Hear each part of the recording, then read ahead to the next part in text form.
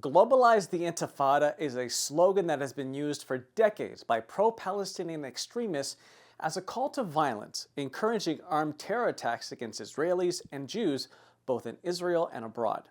More recently, however, the phrase has surfaced much closer to home. Self-proclaimed journalists and political activists have begun invoking it to intimidate and target Canadian news organizations they accuse of being sympathetic to Israel. So who are these individuals and what risks do such statements pose? Let's examine the facts. The term intifada means uprising in Arabic, and the slogan, Globalize the Intifada, is most closely associated with the first intifada from 1987 to 1990 and the second intifada from 2000 to 2005. During the second intifada, 1,053 Israelis were murdered, approximately 70% of them civilians, primarily in terrorist attacks on public spaces such as buses and marketplaces.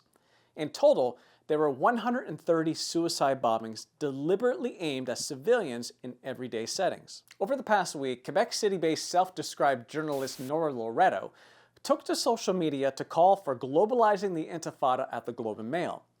This rhetoric was soon echoed by radical left-wing activist Eve Engler, who wrote, "Let's globalize the Intifada" at the National Post. Shortly thereafter, Canadian lawyer, journalist, and left-wing activist Dimitri Lascaris joined in, posting, "Globalize the Intifada at Canadaland," an outlet run by Jesse Brown, a Jewish Canadian who has spoken out against anti-Semitism. In response to widespread public criticism, efforts were made to reframe these statements by asserting that the phrase merely signifies resistance. But such claims are misleading.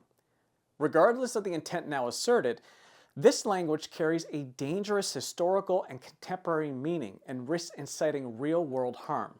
Calls to globalize the Intifada function as a rallying cry for violence, and directing such rhetoric at Canadian news organizations serves to intimidate, silence, and suppress legitimate journalism by any means necessary. Following the anti-Semitic terrorist attack in Bondi, Australia, which saw 15 Jews murdered during Hanukkah simply for being Jewish, Australian New South Wales Premier Chris Minns has stated his intentions of banning the phrase "globalize the Intifada," stating it encouraged hate and violent acts such as Bondi's shooting.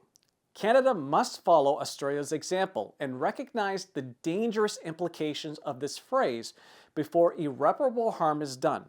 And law enforcement and national security agencies, including the RCMP and CSIS, have a responsibility to investigate those who promote this rhetoric in order to ensure the safety and security of Jewish Canadians.